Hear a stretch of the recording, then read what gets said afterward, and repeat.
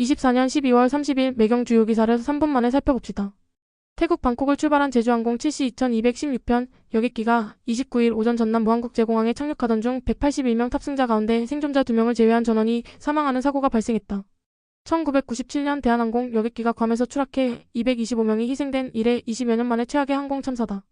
비상계엄 사태와 탄핵 정국 여파의 정부의 국정 기능이 표류하는 가운데 무안국제공항 대참사까지 벌어지며 정부가 초유의 비상국정에 돌입했다. 한덕수 국무총리 탄핵소추로 대통령과 총리 역할까지 떠안은 최상목 대통령 권한대행 부총리 겸 기획재정부 장관이 참사 수습을 책임지고 있지만 국가 컨트롤타워가 흔들리면서 사고 수습에 대한 불안감이 커지고 있다.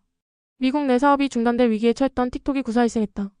도널드 트럼프 미국 대통령 당선인이 국가 안보에 대한 우려로 다음 달 미국에서 서비스가 금지될 가능성이 컸던 중국 동영상 플랫폼 틱톡 사안을 자신이 취임하고 해결하겠다면서 틱톡의 시간을 더 달라고 법원에 요청했다. 저우서우주 틱톡 최고 경영자 CEO의 말하라고 방문이 결정적으로 작용했다는 분석이 나온다. 추운 겨울 날씨가 본격화되면서 소아청소년을 중심으로 독감 인플루엔자 환자가 일주일 새 2배 넘게 폭증했다.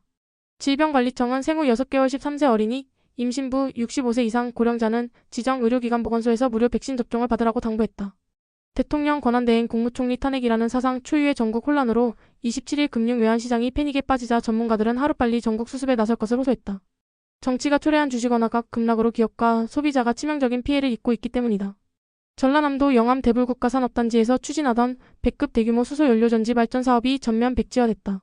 수소연료전지 발전은 액화천 연가스 LNG를 이용해 수소를 생산한 후 수소와 산소의 전기화학 반응을 통해 전력을 생산하는 발전 방식이다. 러시아 우크라이나 전쟁 여파로 LNG 가격이 급등하며 사업성이 떨어진 데다 정부 정책 변화로 이전보다 수요가 제한적이라는 점도 사업에 부담으로 작용했다는 평가다. 화장품 개발은 창과 방패의 싸움이다. 피부는 외부 물질이 피부 속으로 들어오려는 걸 막으려 하고 화장품은 피부 장벽을 뚫고 효능 성분을 깊숙이 침투시키려 한다.